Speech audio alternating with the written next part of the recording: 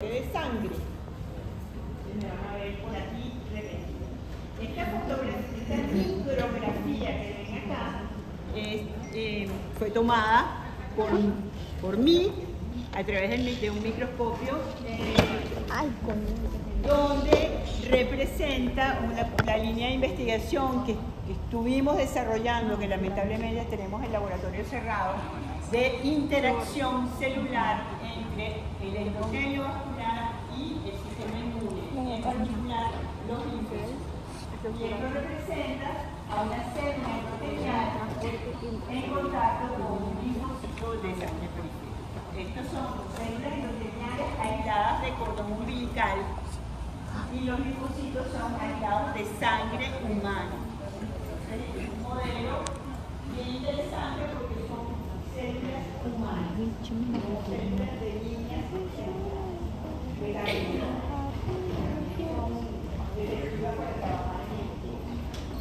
Entonces, como ya habíamos, esto no me responde, como ya habíamos mencionado, estamos en el bloque de patología general, ¿verdad? Hemos revisado los efectos patogénicos, por ejemplo, de la electricidad, de los agentes químicos, físicos, biológicos, y aquí les traigo algo que no habíamos mencionado, los priones.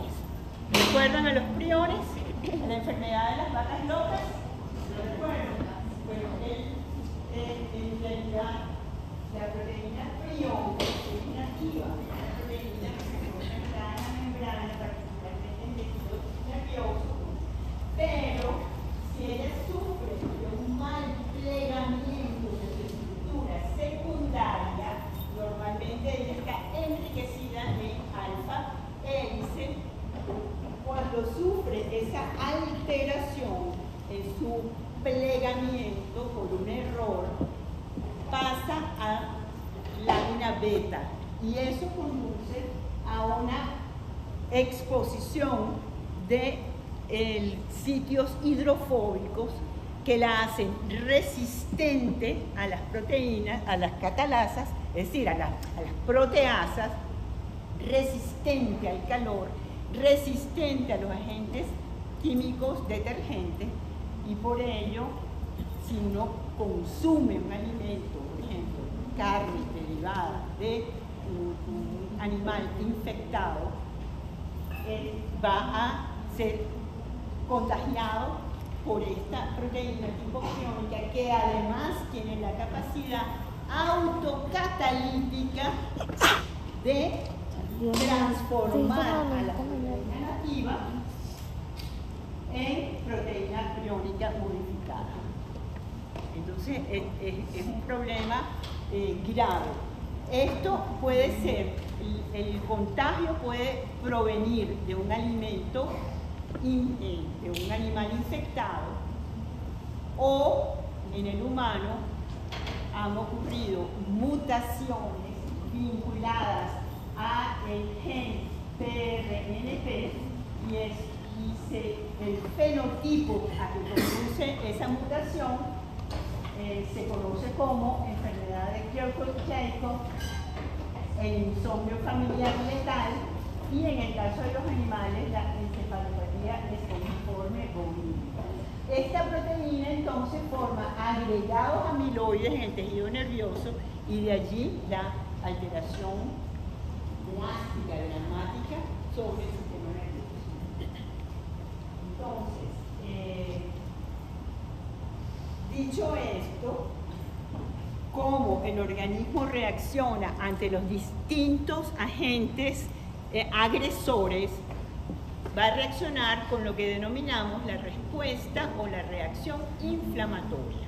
¿De qué se trata la reacción inflamatoria? Entonces, se va a desarrollar en una secuencia, ¿verdad?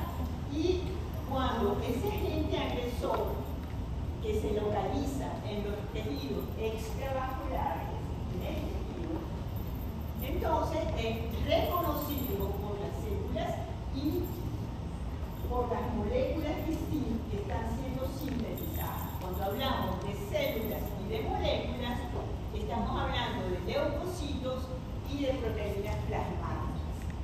¿Qué proteínas plasmáticas se les ocurre a ustedes que van a participar en esa reacción inflamatoria? Las citocinas, las proteínas C reactivas, proteínas de fase aguda, y el complemento.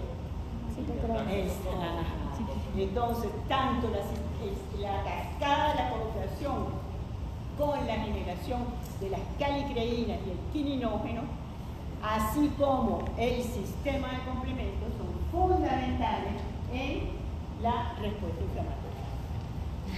¿Okay? Entonces, estos leucocitos y estas proteínas van a trabajar juntos para destruir y eliminar ese agente. ¿Qué son? Importante, esa reacción se controla. Obviamente, si se escapa al control, salimos de inflamación aguda a inflamación crónica. Y si es bien controlada, finaliza y se repara el tejido dañado y no. Entonces, bien, dijimos que participan células y moléculas, ¿verdad? Entonces, ese sistema que está participando lo denominamos sistema inmune. Ahora bien, en el paradigma de lo que significa el sistema inmune para el organismo, las primeras teorías que además le valieron el Premio Nobel de Medicina en el año 60 fue la descripción de lo que conocemos como tolerancia inmunológica.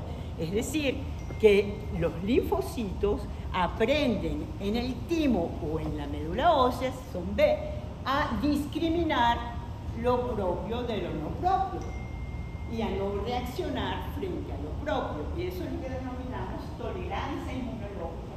Y se aprende incluso en el periodo embrional. Además, el otro caballero, Medawar, él demuestra experimentalmente que si uno se expone a antígenos de forma temprana y consecutiva, se va a ser tolerante a ese antígeno de por vida. Entonces, eso se denominó tolerancia inmunológica y estaba condicionado exclusivamente a los linfocitos T.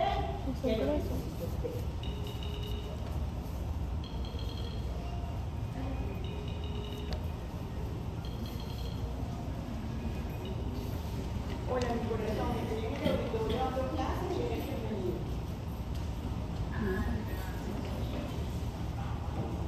Ok, entonces, decía que estaba exclusivo al sistema inmune. ¿Cómo se llama ese sistema inmune?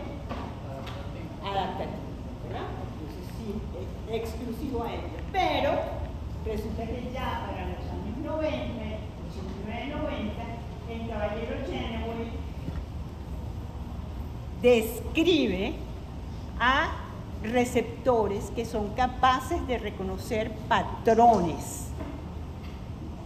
Y esos receptores están en el sistema inmune innato. Entonces, la cosa no era tan exclusiva del sistema adaptativo. Pasa. Y él postula que estos receptores de reconocimiento de patrones son los que condicionan la respuesta adaptativa y que además hay una semi-especificidad en este sistema inmune innato.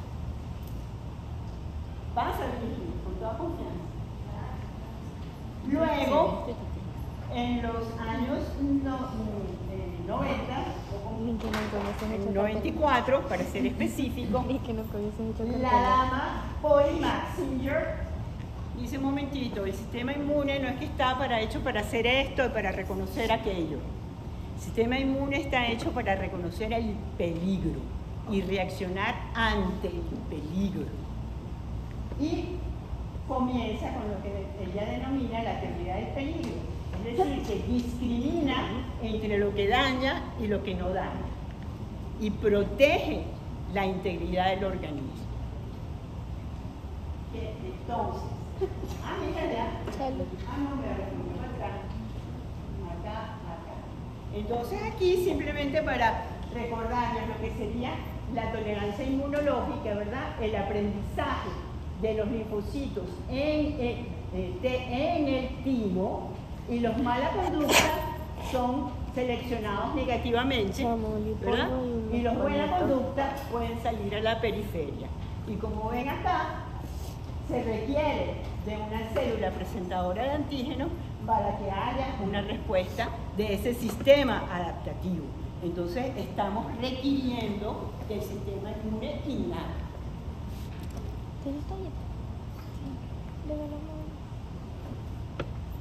Bien, ¿de qué se trata estos receptores de reconocimiento de patrones?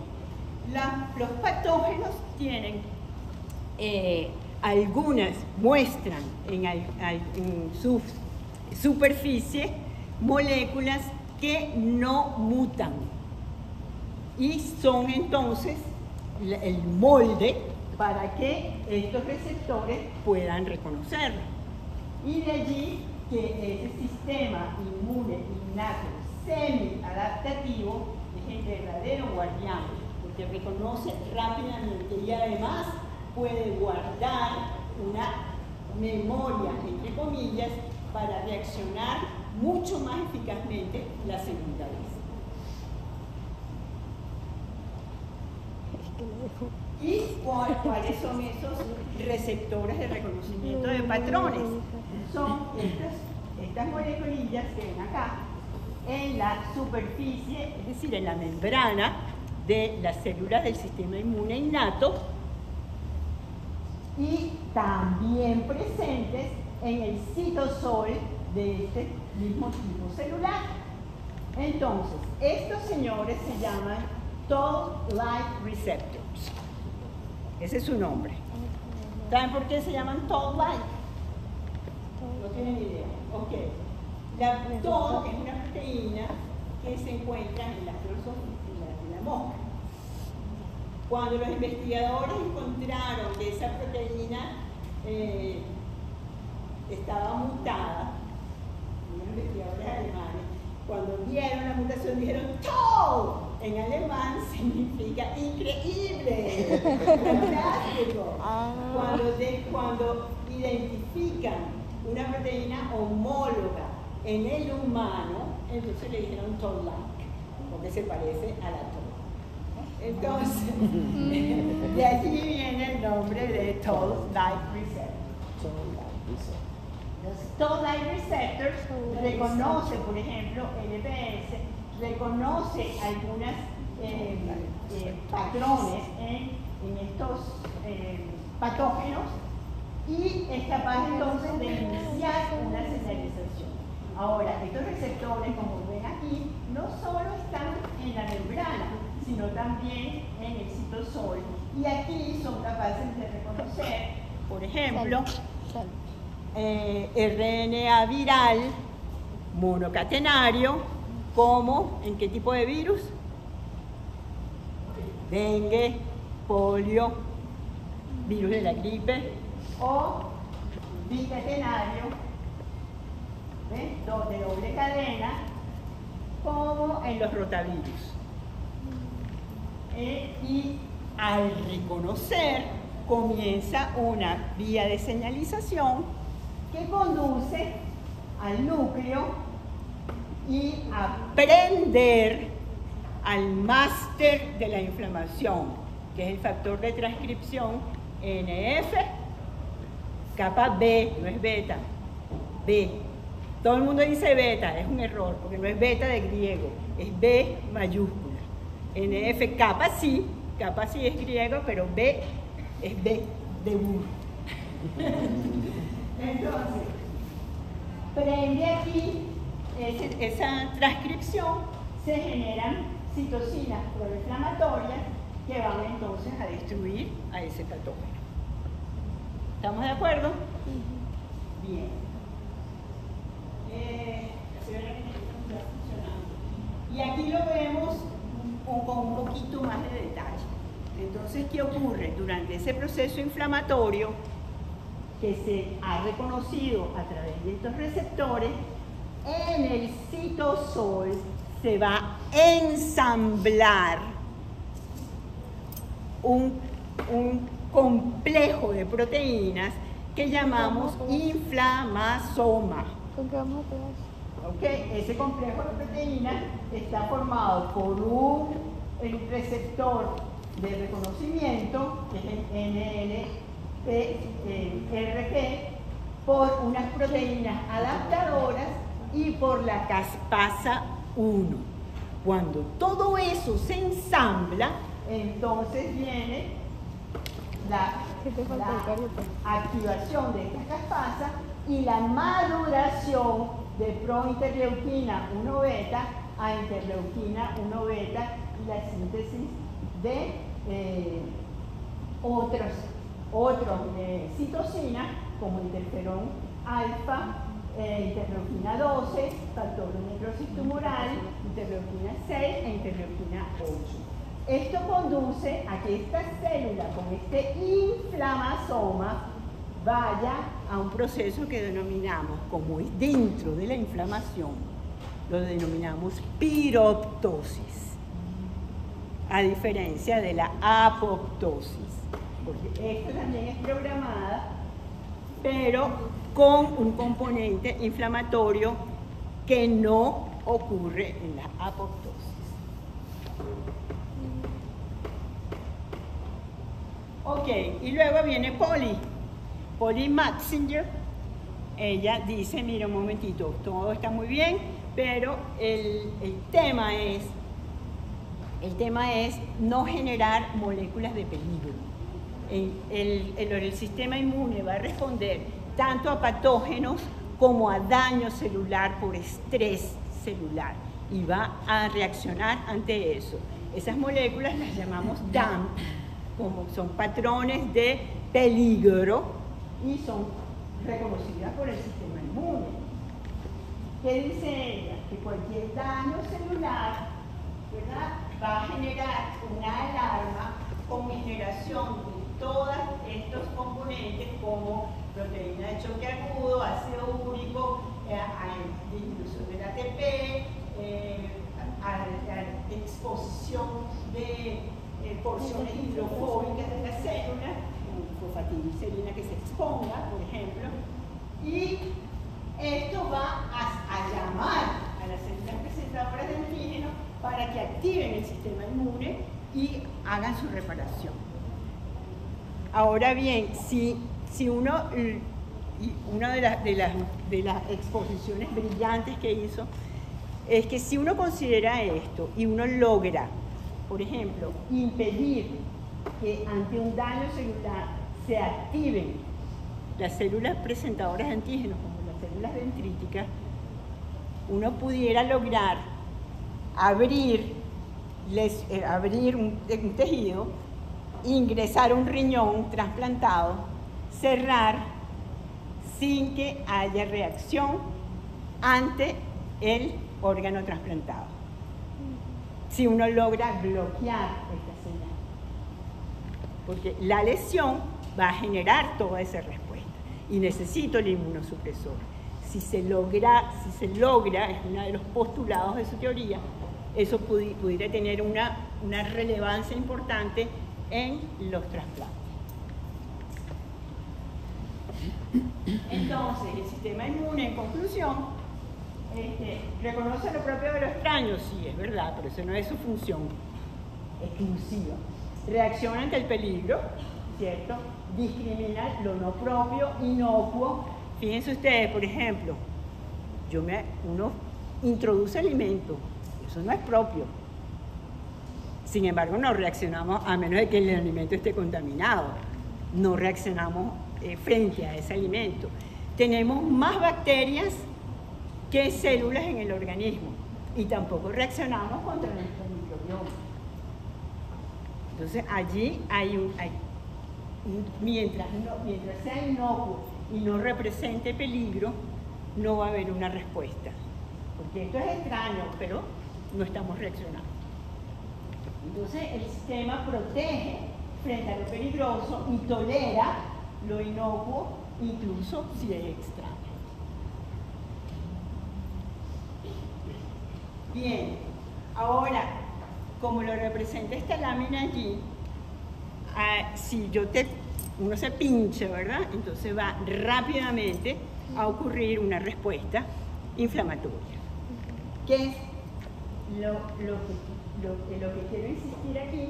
Es uno de los mediadores estrella, por decirlo así, de la respuesta inflamatoria, que es, ocurre esto entre los patógenos, ¿verdad? Y enseguida también para vascular y en el tejido hay una cantidad de células que se llaman mastocitos, ¿correcto? O células cebadas también les dicen. ¿Qué contienen los mastocitos? De gránulos de histamina, y enseguida liberan esa histamina. ¿Qué va a hacer esa histamina? Por un lado va a ser quimioatrayente, por el otro lado va a provocar vasodilatación, ¿verdad? ¿De dónde viene la histamina? ¿Cómo se sintetiza? Entonces no le dice nada la histidina. Viene del aminoácido histidina por descarboxilación. Quitas el carboxilo y te quedas entonces con una amina biogénica que no solamente tiene un papel en la respuesta inflamatoria, ¿verdad?, sino también en la producción de el estómago. ¿Qué hace? Fisiología. ¿Qué hace en el estómago? Producción de... correcto. Es neurotransmisor también. Está producida por las células enterocromafines. Ok. Bueno, ves que tienen que integrar. Esto es integración. Bien. Allí hablábamos de una amina proveniente de un aminoácido. Y ahora le vamos a dar protagonismo a los ácidos grasos. Entonces, aquí esta lámina que representa el inicio, la batalla, por decirlo de alguna manera, y la finalización de la respuesta inflamatoria, con su resolución. ¿Qué ocurre? Si aquí hay un daño celular proveniente de estas bacterias van a generar señales químicas. El organismo no solamente histamina, sino que rápidamente estos vasos, células endoteliales que están en los vasos sanguíneos, van a producir prostanoides o eicosanoides. ¿Qué son eicosanoides? Derivados, pero no solamente del ácido araquidónico, porque en los libros dicen la cascada del ácido araquidónico y más nadie, no se meten con los omega 3. Y aquí vamos a ver la importancia que tienen los omega 3. Entonces, se generan todos estos componentes, fíjense, estos componentes que van a promover los signos cardinales de la inflamación, como es rubor, calor, tumor y dolor. Los eicosanoides, en este caso, como les voy a explicar más tarde, estos sí son todos derivados del ácido araquidónico y son proinflamatorios. No es que sean malos, sino que se requiere que ocurra esto, porque si no, no van a llegar las células inmunocompetentes al sitio de la lesión. Entonces se requiere vasoconstricción. Digamos, la respuesta está condicionada por una vasoconstricción transitoria mediada por tromboxano A2. tromboxano A2 y cistenil-leucotrienos. Vasodilatación promovida por prostacitrina, prostaglandina de E1 y E2. Aumento de la permeabilidad promovido por los cistenil-leucotrienos y aumento de la adhesión celular y de la quimiotaxis promovida por el leucotrieno B4.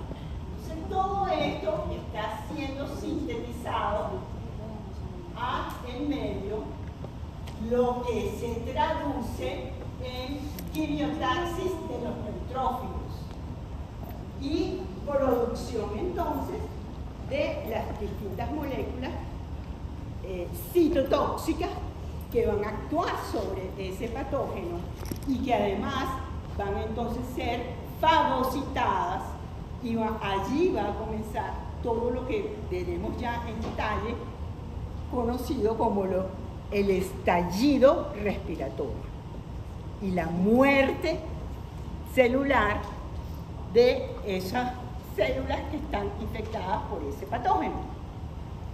Ok, eso está ocurriendo aquí de una manera activa. Al mismo tiempo, si la respuesta es adecuada, comienza a prenderse la luz del semáforo, a decir ya hemos matado a todo el que teníamos que matar y vamos a bajar la intensidad de este ataque. ¿Cómo bajo la intensidad de este ataque? Hay un cambio de switch en la síntesis de esos mediadores lipídicos. Y ahora, el araquidónico también contribuye aquí, pero fundamentalmente los omega 3. Y el araquidónico va a hacer sustrato para sintetizar unas moléculas que se llaman lipoxinas. Y los omega 3 van a ser sustrato para la síntesis de moléculas que se llaman resolvinas, proteinas y maresinas. ¿Qué hacen estas moléculas? Detienen, frenan el proceso inflamatorio, conducen a un cambio en el fenotipo de los macrófagos que estaban activos con un gran estallido respiratorio, fagosomas comiéndose ese patógeno, ahora pasan de fenotipo M1 a M2, que es lo que denominamos no floquísimo. Y experto en fagocitar por eferocitosis. No esferocitosis como en la patología sanguínea, sino eferocitosis. Eso significa en latín llevar al sepulcro, llevar a la tumba. Entonces ellos fagocitan los neutrófilos apoptóticos o piroptóticos y los llevan vía linfática, drenaje linfático, la limpieza de ese tejido que ahora puede resolverse y regresar a la homeostasis. Si eso no ocurre porque las resolvinas no fueron capaces de disminuir la producción de estos mediadores, la respuesta inflamatoria continúa, se convierte en crónica y puede haber entonces fibrosis o pérdida de función de ese tejido. ¿Estamos? Claro. No se preocupen que esto lo vamos a ver después más en detalle. Este es el panorama general. Entonces aquí tenemos un balance en lo que serían los ácidos grasos omega 3, omega 6, eicosanoides y eicosanoides pro-resolutivos. como les digo, a partir del omega 6 del ácido araquidónico, solo tenemos las lipoxinas. A partir de los omega 3 tenemos las resolvinas, las proteínas, las medicinas.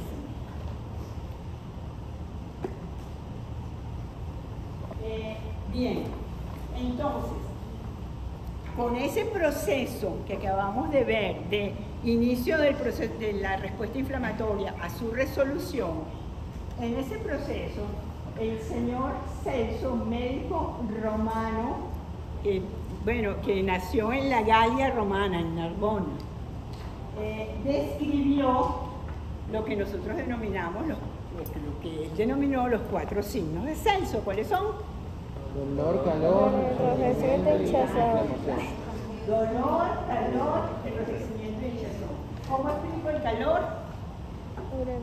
Hay un aumento de la hipertermia, hay una hipertermia localizada por la liberación de histamina, prostaglandina, todas esas Claro, porque moléculas. hay mayor flujo de sangre y por supuesto el tejido se está caliente. El enrojecimiento por la misma razón. vasodilatación. Exactamente. La hinchazón. Es un tipo de edema que se forma. Claro, pero ¿por qué? Ajá, pero para La que lesión puedan tisular. migrar tiene que haber un aumento en la permeabilidad. ¿Ves? Entonces las uniones de célula y célula se hacen menos fuertes, más laxas, y las proteínas pueden salir por allí. Entonces sale tanto albúmina como, que yo requiero mucho para la respuesta inflamatoria que se les acabo de decir, sistema de complemento. Sistema de complemento. Entonces, estos son los 4 signos de Celso y el dolor. Este es el señor Aureus Cornelius Celsius, quien vivió en este momento histórico. Ahora bien, en relación al dolor, las prostaglandinas, bueno, la bradyrquinina también, no la voy a dejar de lado, pero las prostaglandinas que las tenemos aquí juegan un papel fundamental. Fíjense que las prostaglandinas, por ejemplo, esta es capaz de activar 2, 3, 4 receptores distintos. Y cada receptor va a generar una cascada de señalización que termina en cosas distintas, como es aumento del calcio intracelular por activación de la fosfolipasa C, aumento de la PKA por activación del AMP cíclico, o disminución del AMP cíclico, o activación de la PKA y la BKC. Aquí vemos como otras prostaglandinas también van a generar una señalización. Cuando esto está ocurriendo en los nervios, ¿qué va a ocurrir? Va a ocurrir que disminuye el umbral para el dolor.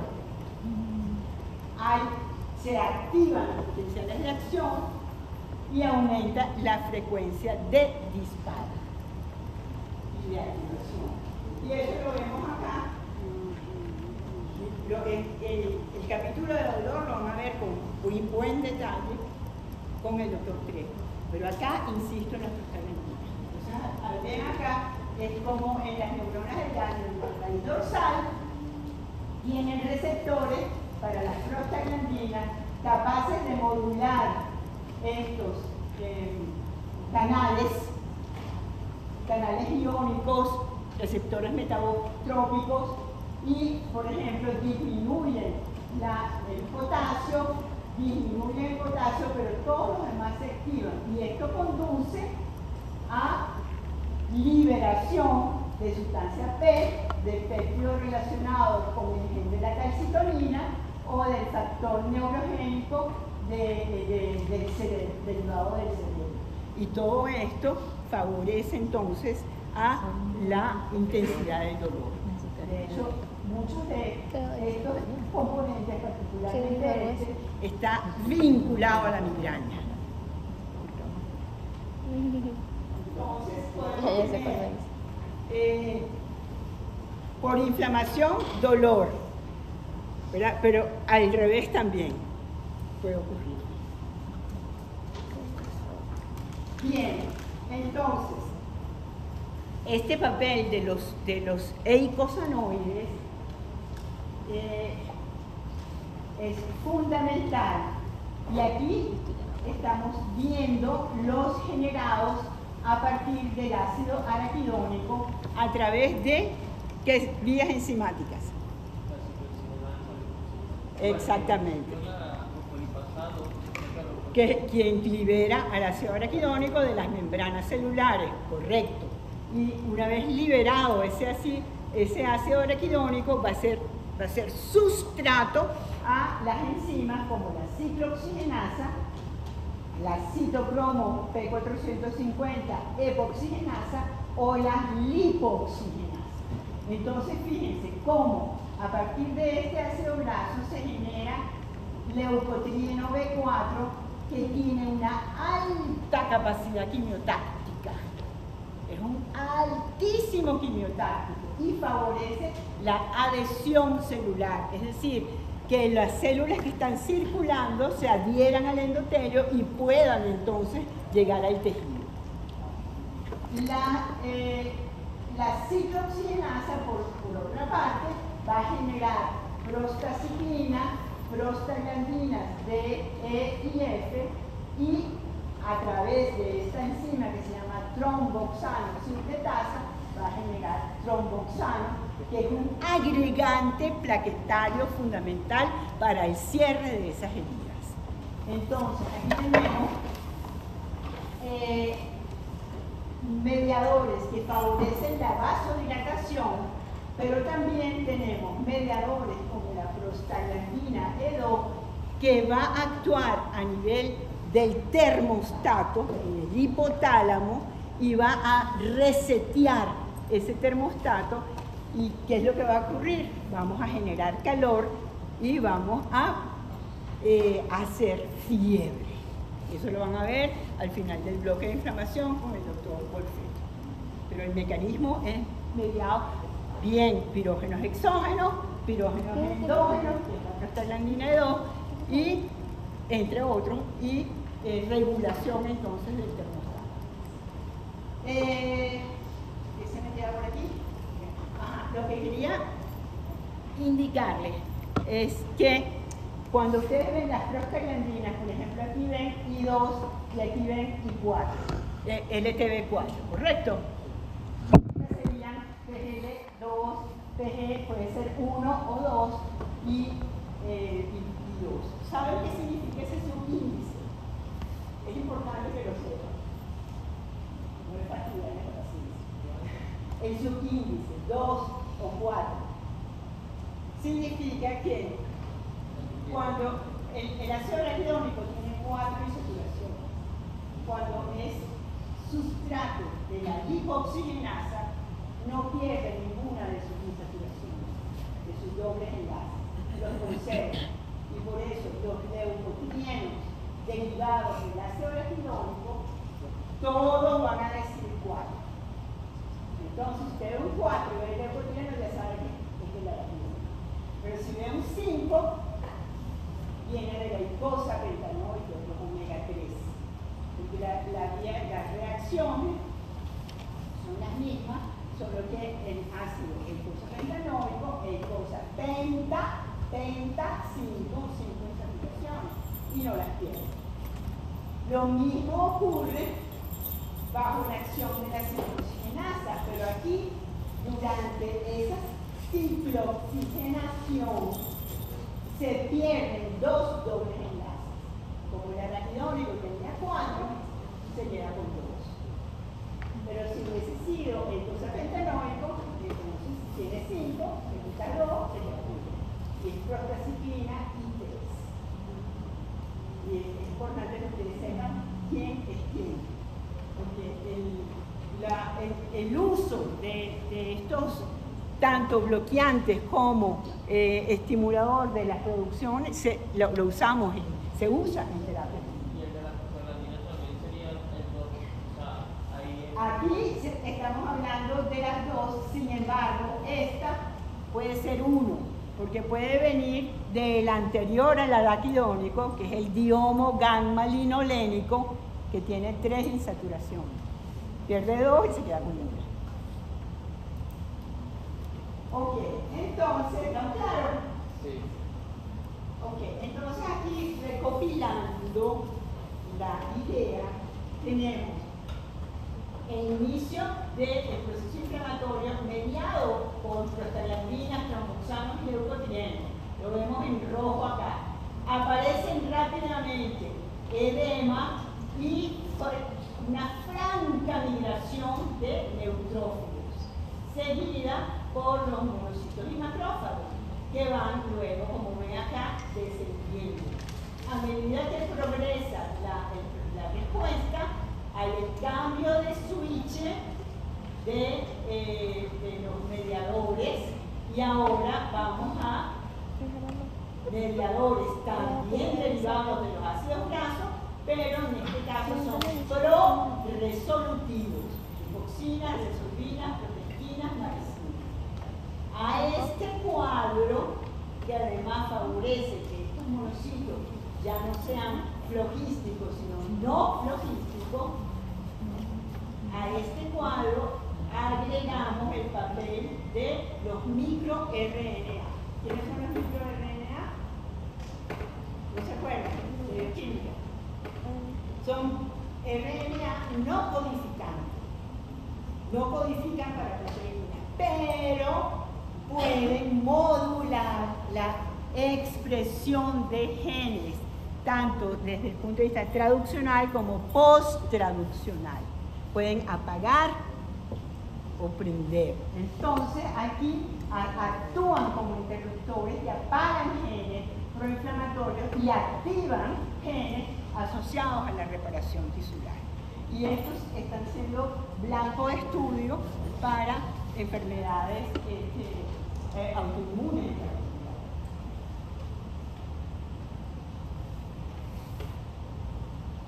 ¿Vamos bien? Okay. No se asusten, no se asusten. No se asusten. Aquí es simplemente para recordarles entonces los mediadores. Uno y dos. Los mediadores pro-resolutivos especializados. Acrónimo SPN. Entonces, vienen del EPA. Como vienen del EPA, tienen 20 átomos de carbono, forman parte de los eicosanoides. Pero acá vienen del DHA, las resolvinas de la serie D del DHA, resolvinas de la serie E del EPA, y este tiene 22 átomos de carbono. Como tiene 22, ya no se puede llamar eicosa, ¿verdad? Se llama docosa. Entonces, docosanoides, eicosanoides y docosanoides. Vamos aprendiendo bien. Entonces, aquí, esto que hacen, favorecen a la generación de macrófagos resolutivos, el cambio de fenotipo M1-M2 y por este proceso que denominamos eferocitosis.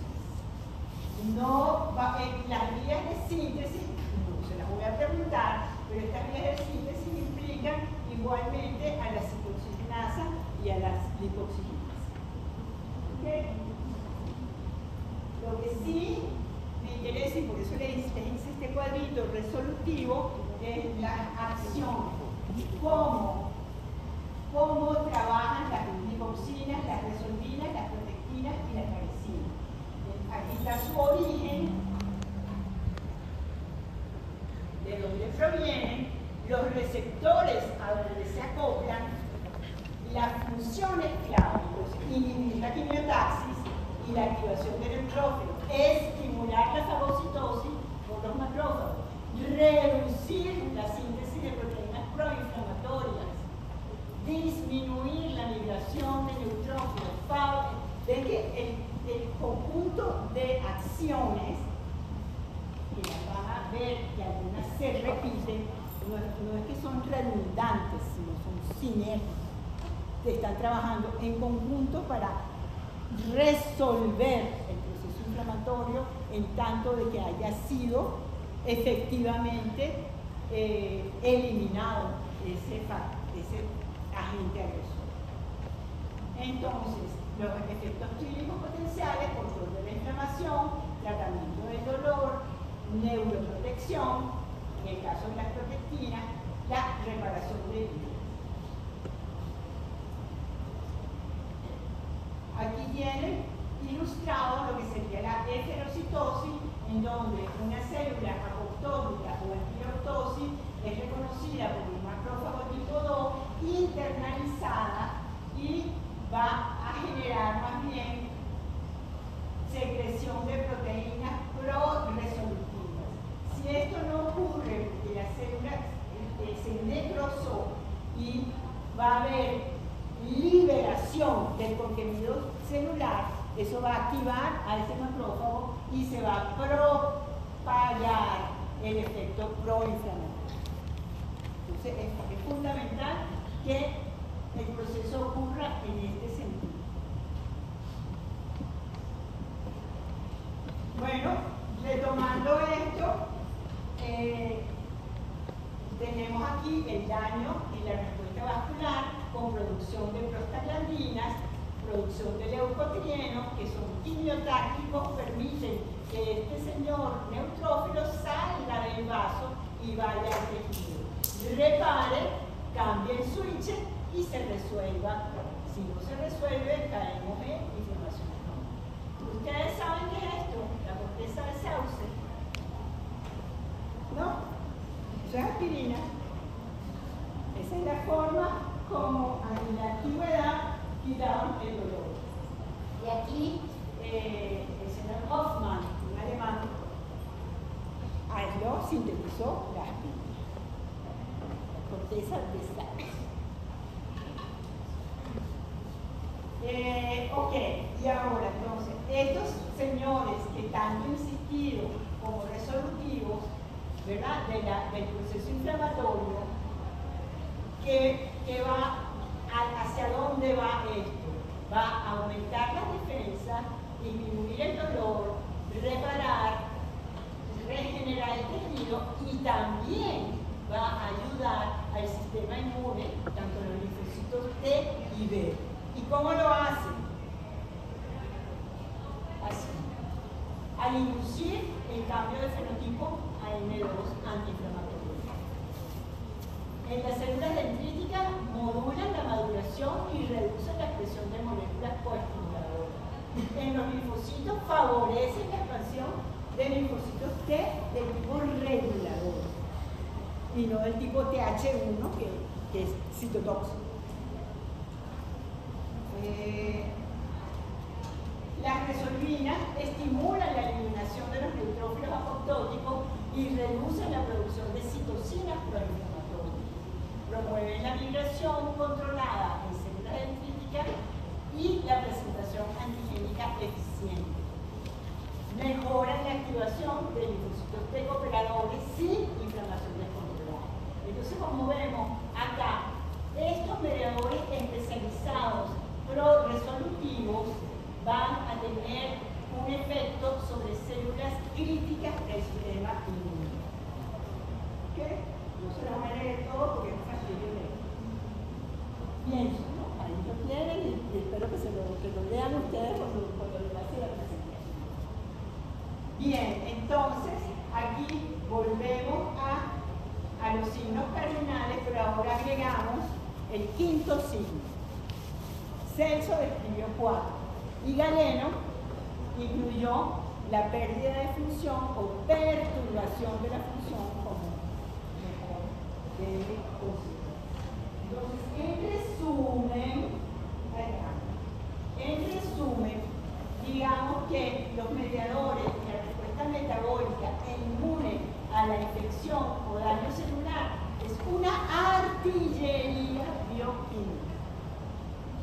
Que en donde estamos, una infección, un daño, un trauma, una quemadura, una cirugía mayor, va a activar a las células inmunocompetentes y a las células endoteliales para generar una cantidad de moléculas, citocinas, aumento de la expresión de moléculas de adhesión que van a activar tanto al sistema innato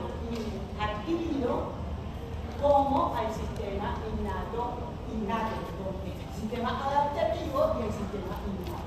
Estos mediadores los podemos traducir en citoquinas, eicosanoides, especies reactivas de oxígeno, especies reactivas de nitrógeno, quiminas, que van entonces a llegar al sitio de la lesión y finalmente se va a reparar el tejido. Estos efectos no solamente son locales, sino que también hay efectos sistémicos, como es la producción de fiebre. Y también la generación entonces de proteínas de fase aguda por parte de el hígado. En principio, si todo va bien, el patógeno se destruye y se elimina el patógeno, se repara el tejido y lo más importante de todo ese cuento, que queda memoria para un segundo encuentro. Muy bien, continuaremos el lunes.